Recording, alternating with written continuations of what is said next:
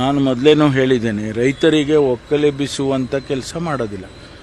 Force ಮಾಡಿ ರೈತರನ್ನ ತೆಗೆದು ಆಚೆ ಹಾಕಿ ನಾವು ಟೌನ್ಶಿಪ್ ಕೊಡೋದ್ರಲ್ಲಿ ಅರ್ಥ ಇಲ್ಲ. ಅವರನ್ನು ವಿಶ್ವಾಸಕ್ಕೆ ತೆಗೆದುಕೊಂಡು ಕನ್ಸೆಂಟಾಗಿ ಅವರ ಕನ್ಸೆಂಟ್ ತೊಗೊಂಡು ಅದನ್ನು ಆ ಜಮೀನುಗಳನ್ನು ತೆಗೆದುಕೊಂಡು ಮಾಡುವಂಥದ್ದನ್ನು ಈಗ ಮುಖ್ಯಮಂತ್ರಿಗಳಾಗಲೇ ಸೂಚನೆಯನ್ನು ಕೊಟ್ಟಿದ್ದಾರೆ. ಅವರಿಗೆ ಒಂದು ವೇಳೆ ನಮಗೆ ಕೊಡುವಂಥ ಕಾಂಪನ್ಸೇಷನ್ ಸಾಕಾಗ್ತಿಲ್ಲ ಅನ್ನೋದೇನಾದರೂ ಇದ್ದರೆ ಅದನ್ನು ಕೂಡ ಇನ್ನೂ ಹೆಚ್ಚು ಮಾಡತಕ್ಕಂಥ ಸಾಧ್ಯತೆಗಳು ಕೂಡ ಇದ್ದಾವೆ. ಒಟ್ಟಾರೆ ಗೊಂದಲ ಇಲ್ಲದೆ ಆ ಒಂದು ಬಿಡದಿ ಟೌನ್ಶಿಪ್ಪನ್ನ ನಾವು ಮಾಡಬೇಕು ಅನ್ನೋದೇ ನಮ್ಮೆಲ್ಲರ ಉದ್ದೇಶ. ಎಐ ಹಬ್ಗಳಿಗೆ ಅತ್ಯಂತ ಹೆಚ್ಚಿನ ನೀರಿನ ಬಳಕೆ ಆಗುತ್ತೆ. ಆ ಕಾರಣದಿಂದ ಬಿಡದಿಯ ಜಾಗ ಸುತ್ತಮುತ್ತ ನೀರು ಜಾಸ್ತಿ ಇದೆ. ಇದನ್ನ ಸರ್ಕಾರ ಮುಂದೆ 40 ವರ್ಷಕ್ಕೆ ಉಪಯೋಗ ಆಗೋ ಥರ ಬಳಸ್ಕೊಳ್ತಾ ಇದೆ. ಈ ವ್ಯಾಖ್ಯಾನ ಈಗ ಸ್ಟಾರ್ಟ್ ಆಗಿದೆ ಸರ್.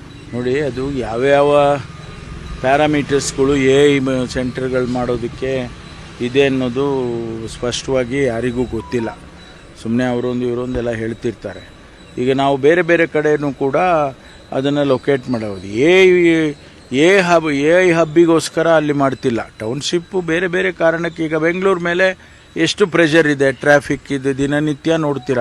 ಟ್ರಾಫಿಕ್ ಆಗಲಿ ಅಥವಾ ಬೇರೆ ಬೇರೆ ಆ್ಯಕ್ಟಿವಿಟೀಸಿಗಾಗಲಿ ಬೆಂಗಳೂರು ಮೇಲೆ ಪ್ರೆಷರ್ ಇದೆ.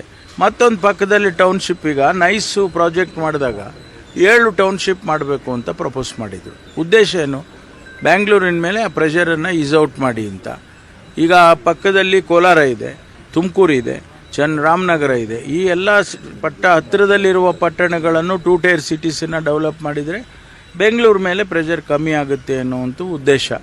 ಅದಕ್ಕೋಸ್ಕರ ಈಗ ನಾವು ಟೌನ್ಶಿಪ್ ಬಿಡದಿ ಟೌನ್ಶಿಪ್ ಆದರೆ ಸ್ವಲ್ಪ ಮಟ್ಟಿಗೆ ಸುಧಾರಿಸ್ಬೋದು ಅನ್ನೋದು.